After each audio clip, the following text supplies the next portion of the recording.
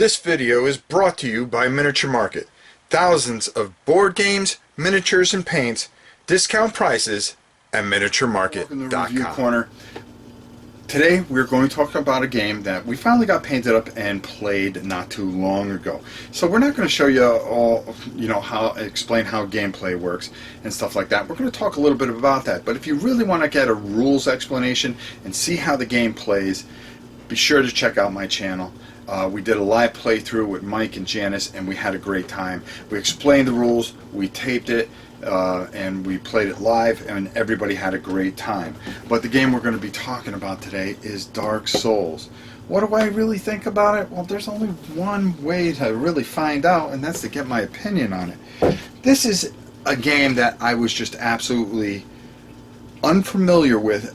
I saw the kids play it on the video game machine, but I never got a chance to play too much of it, or when I did, I got so crushed half the time that for me it was kind of like, well, it's okay, but I'm never going to beat this game because I'm just not that good.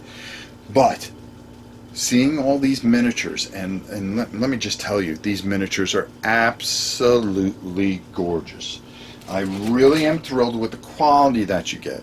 I give these an 8 out of 10, and only because they don't get the 2 other points because they're just a little soft. Some of the other figures are a little bit bendy.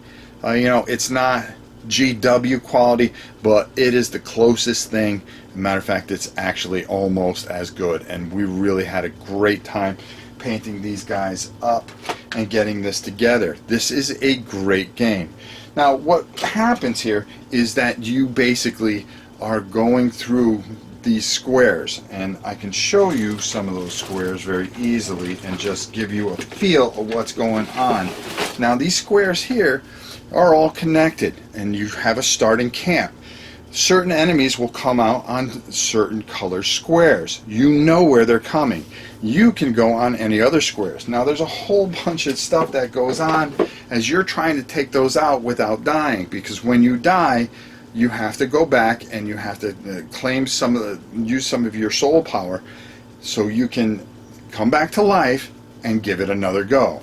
If you get all the way to the boss and you die, everything resets and you have to go back through it.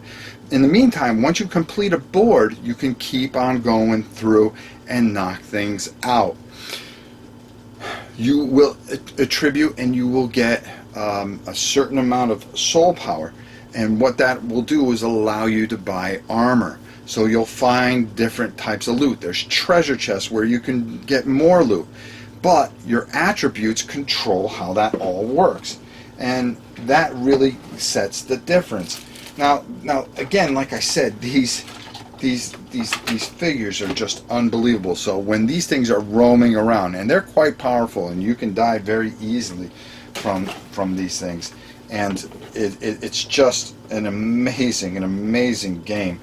In the fact that the way you play through and the way you fight your way through, you're really just grinding it out and trying not to die. That's the whole key. If you die, you are screwed and you have to go back. Now, if you played almost an hour and a half, the one thing that I have against this is that if you die, you go all the way back, everything resets. Now you can take the shorter path of resistance to go through there because you've already known how to get through there. But the same amount of villains and everything, so you kind of replay the whole thing again, much like the video game. The problem is, where it's 10 minutes or 8 minutes to get through to a certain area where you died, in this game it could be up to an hour and a half. Which, of course, going the second time around, maybe it's a little shorter, but there you go. You have three lives on your counter to use at the campfire. Once you beat that boss, you go and do the next boss. So you're trying to fight your way all the way through until you claim absolute victory, which is absolutely hard. Now, I really enjoyed the game. We had a lot of fun playing it, and I liked it being hard. I don't mind dying, especially if I die right away or we all died right away.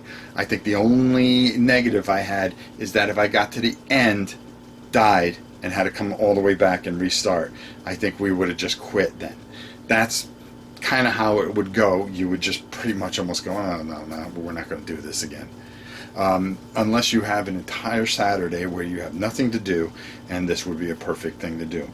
Now, if I had to rate this game, I'd definitely give this a solid 3.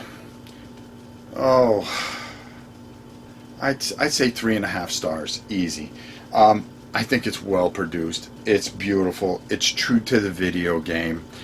The negatives, what keeps it from being a lot higher, is the fact of the reset and where you could end up resetting. I think it's a very good game, a very solid game. I look forward to any expansions that they come out with. I think this is something that people would enjoy. I think they would enjoy and get a lot of value out painting it, playing it, and the replayability of it.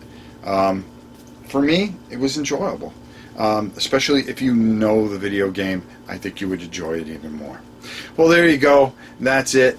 3.5 stars from your old buddy Rob. Until next time, I will see you soon. I hope you all have a great. Sponsored by Miniature Market's Review Corner. The Review Corner features podcasts, videos, and written reviews by gamers for gamers. Miniature Market, online gaming superstore, thousands of games and minis, discount prices. Check them out at miniaturemarket.com.